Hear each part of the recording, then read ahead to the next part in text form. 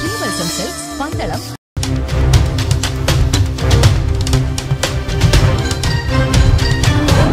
ലഹരിമുക്ത നവകേരളം പദ്ധതിയുടെ ഭാഗമായി Adoor government boys higher secondary സ്കൂളിലെ വിമുക്തി ക്ലബിന്റെ ആഭിമുഖ്യത്തിൽ അടൂർ ഹൈസ്കൂൾ ജംഗ്ഷൻ ബസ് കാത്തിരിപ്പ് കേന്ദ്രത്തിൽ ലഹരി വിരുദ്ധ ബോധവൽക്കരണ സദസ്സ് സംഘടിപ്പിച്ചു.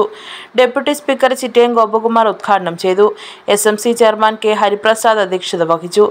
എക്സൈസ് ഡിപ്പാർട്ട്മെന്റിൽ നിന്നും inspector Shaheer Shah, assistant inspector Harikumar എന്നിവർ സന്ദേശം നൽകി. ഹയർ സെക്കൻഡറി വിഭാഗം സീനിയർ അധ്യാപകൻ ഗിരീഷ്, ബിനോയ്, ഡി ഉദയൻപിള്ള എന്നിവർ ആശംസകൾ അറിയിച്ചു. സ്കൂൾ പ്രധാന അധ്യാപിക സന്തോഷ് റാണി സ്വാഗതവും വിമുക്തി സ്കൂൾ തല കോർഡിനേറ്റർ മനീഷ് നന്ദിയും പറഞ്ഞു. News bureau, Adoor.